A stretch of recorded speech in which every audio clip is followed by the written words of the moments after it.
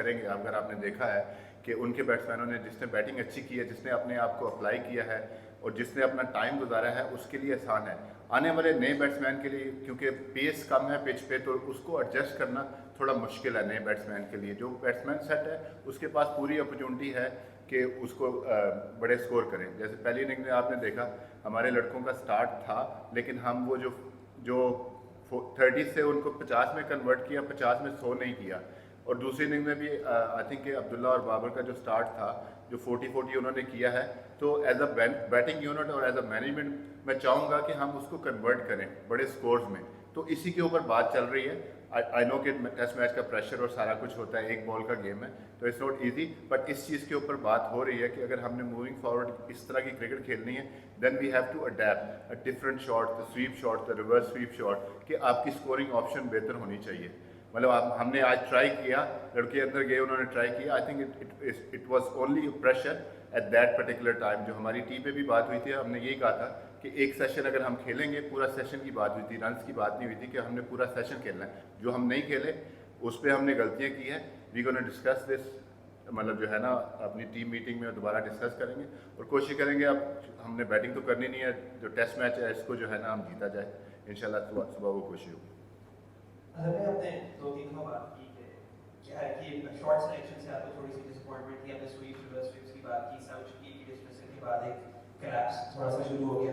तो आपका ये आइडिया है कि मे बी थोड़ा क्योंकि 2 रिवर्स स्वीप्स भी आउट हुए कि शायद we would try to be a lot more aggressive than जरूरत है, या फिर ये टेम्परामेंट और अप्रोच की बात है, या आप एक पर्टिकुलर स्कोरिंग रेट भी चाह रहे हैं कि वो रिस्क के कॉस्ट में ना आए? नहीं, देखें, आपको टेस्ट मैच क्रिकेट में आपको पता है कि कब आपकी विकेट गिर सकती है।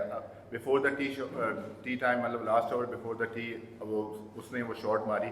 आई थिंक कि वो मैं जैसे बात की कि अननेसेसरी था, आपने ऊपर प्रेशर किया। अब जैसे ही टी के बाद जब आए तो पार्टनरशिप की बात थी, रिजवान आउट हो गए फ़ौरन। तो उसमें जाहिर सी बात है कि टेम्परामेंट है और प्रेशर, कि फिर सडनली हुआ कि हमने ये सोचा था कि शहीन को हम भेजेंगे, बाकी हमारे लड़के हैं तो ये थोड़ा सा स्कोर को चलाएंगे। तो वो शहीन का रोल था वो करने का, लेकिन बाकी बैट्समैनों को वो नहीं था। वो हमें यही था कि आपने लंबा जाना है, सेशन खेलना है, क्योंकि हमें पता है कि जो भी अगर 20, 25, 30 रन उस वक्त ऐड हो जाते जब हमने शहीन को प्रमोट किया, तो हमारे लिए फ़ायदा हो सकता था। असल में 2 पेसर्स खिलाने का फैसला टोटल अभी तक जब देख रहे हैं 11 ओवर्स की दोनों पेसर्स की, इसके पीछे क्या रीजन थी? हालांकि ये जानते हुए भी कि ये स्पिन फ्रेंडली है और हमारे पास अगर हम एक बैटर एक्स्ट्रा खिला लेते तो शायद उसका एक्स्ट्रा प्रेशर होता साउथ अफ्रीका पे। देखें, जो आप बात करें, अगर आप रबादा की बॉलिंग देखें या हमारे पेसर की देखें, हमें यही था कि इस पिच पे जो है ना, स्लोनेस की वजह से बॉल उस तरह आया नहीं। किसी भी फास्ट बॉलर ने रन ऐसे नहीं दिए, मुश्किल हो रहा था। लेकिन मैच की सिचुएशन ऐसी थी कि स्पिनर कंटिन्यू विकेट ले रहे थे, तो इसलिए आपको फास्ट बॉलर को ज़्यादा बॉलिंग करने का मौका ही नहीं मिला।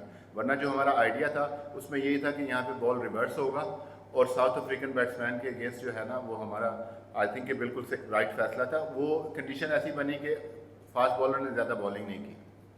अगर आप देखें रबाडा ने जिस तरह बॉलिंग की थी, जिस तरह स्पेल था, तो उसमें ऐसा था कि बॉल कुछ कर रहा था।